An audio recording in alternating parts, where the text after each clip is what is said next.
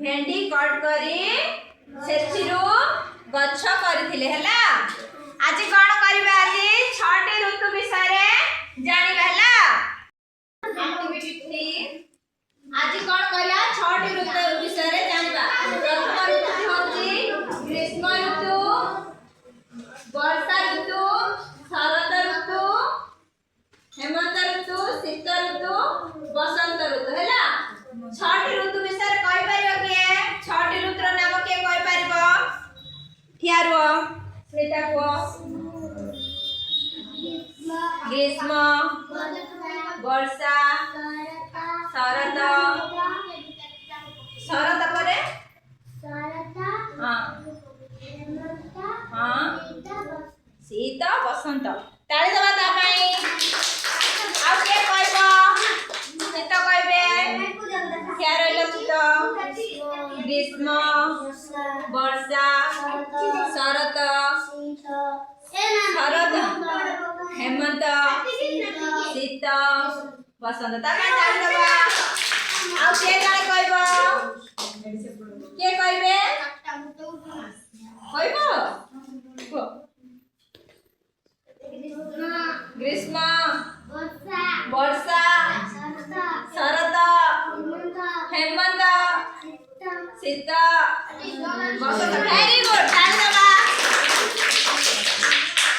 विशेष करी 6टी ऋतु आमर सेथि मध्यरु आमे केतटी ऋतु अनुभव करूचे पिला माने? केतटी ऋतु अनुभव करूचे ठियारै कहबा? ग्रीष्म ऋतु, वर्षा ऋतु, शीत ऋतु। क्या ऋतु? खरा ऋतु, ग्रीष्म ऋतु। हां देखिलो पूरा सूर्य केमिति बाहरी जंती, नई नाळ सब सुखी जाईची, आंब फळुची। खरा दिन हमकु कोन छता आवश्यक। के कहि परिबो खरा दिने केउ सब फळ मिले? कहबो अठारो।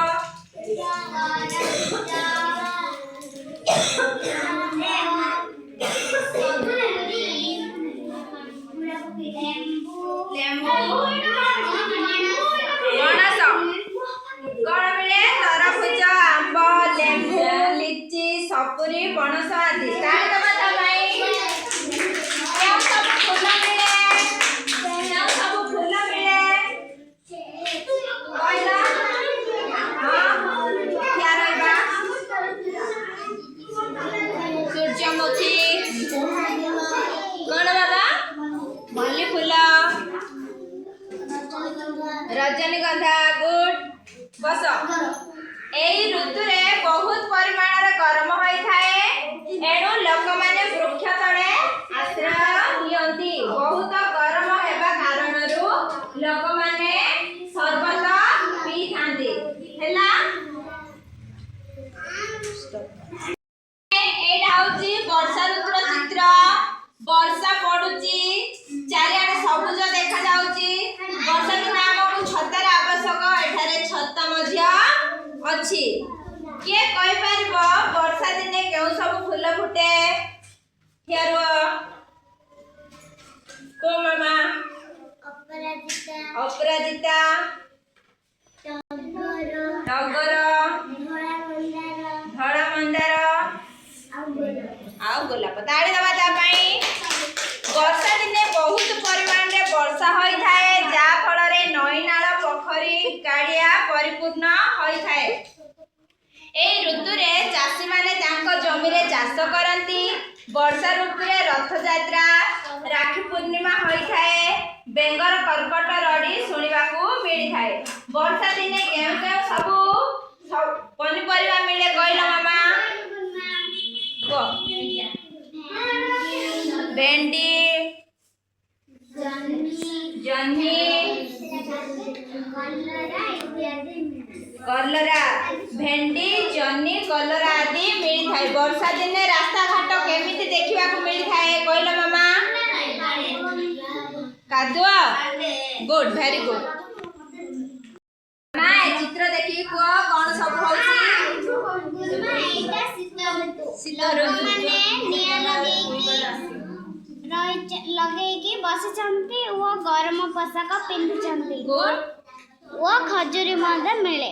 ଶୀତ ଋତୁରେ ବହୁତ ପରିମାଣରେ ଶୀତ ହୋଇଥିବା କାରଣରୁ ଲୋକମାନେ ଗରମ ପୋଷାକ ପରିଧାନ କରନ୍ତି ଏବଂ ସେମାନେ ନିଆଁ ଲଗେଇ ବସନ୍ତି। ଶୀତ ଦିନରେ ଆମକୁ ଖଜୁରୀ ରସ ମଧ୍ୟ ମିଳିଥାଏ ହେଲା ନା। ଏଇ ଋତୁରେ ଦିନ ଛୋଟ ଏବଂ ରାତି ବଡ଼ ହୋଇଥାଏ। ଏଇ ଋତୁରେ ବହୁତ ଥଣ୍ଡା ହୁଏ, ତେଣୁ ଲୋକମାନେ ଗରମ ପୋଷାକ ପିନ୍ଧିଥାନ୍ତି। ଏଇ ଋତୁରେ ଗୋଲାପ ଆଦି ଫୁଟିଥାଏ। ମଟର, ସଜନ ଛୁଇଁ, ବନ୍ଧାକୋବି ଆଦି ମିଳିଥାଏ। ଏଇ ଋତୁରେ ଚାଷୀ ଭାଇମାନେ ଧାନ ଅମଳ କରିଥାନ୍ତି। କିଏ କହିବ ଶୀତ ଋତୁରେ କେଉଁ ସବୁ ଫଳ ମିଳେ?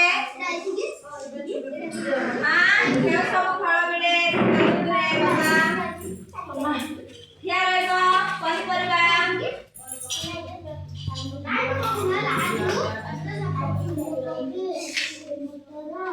ଫୁଲକୋବି, ମଟର, ସଜନ ଛୁଇଁ ଓ ବନ୍ଧାକୋବି ଆଦି ମିଳିଥାଏ। କଣ କହିଲ? ଫୁଲକୋବି, ମଟର, ସଜନ ଛୁଇଁ, ବନ୍ଧାକୋବି ଆଦି ପନିପରିବା ମିଳିଥାଏ। ତାଳି ଦବା ସମସ୍ତେ। ତା ସହିତ ଆମେ ଗୋଟେ ଋତୁର ବିଷୟରେ କହିବା। ସେଇଟା କେଉଁ ଋତୁ? ବସନ୍ତ ଋତୁ। ବିଭିନ୍ନ ପ୍ରକାରର ଫୁଲ, ତାପରେ କଣ ରଙ୍ଗ ବିରଙ୍ଗର ଫୁଲ, ପ୍ରଜାପତି କେମିତି ବସିଛି, ଇନ୍ଦ୍ରଧନୁ ବାହାରିଛି। ଏଇଟା ସମସ୍ତଙ୍କ ପାଇଁ ବହୁତ ମହତ୍ୱପୂର୍ଣ୍ଣ ଋତୁ ଅଟେ। ଏଇ ଋତୁରେ ନୂଆ ପତ୍ର ସୃଷ୍ଟି ହୋଇଥାଏ ପୃଥିବୀରେ। ଏଇ ଋତୁରେ ଅଶୋକ, ମାଧବୀ ଓ ଗେଣ୍ଡୁ ଫୁଲ ଫୁଟିଥାନ୍ତି। ଏଇ ଋତୁରେ ଆମ୍ବ ଗଛରେ ବଉଳ ଧରେ। ଦେଖିଛ ବଉଳ ଧରିବାର? କେତେ ସୁନ୍ଦର ଦେଖାଯାଏ ନା। ପ୍ରଜାପତି ମାନେ ଫୁଲ ଉପରେ ବସନ୍ତି। କହିଲି କେମିତି ରାବେ କହିଲ? ଆବାଜ କିଏ କରିପାରିବ? କହିଲି କେମିତି ରାବେ? କୁହୁ କୁହୁ କରିଥାଏ ହେଲା। ଏଇ ଋତୁରେ ଅଧିକାଂଶ ଫୁଲ ଫୁଟିଥାଏ। ପ୍ରଜାପତି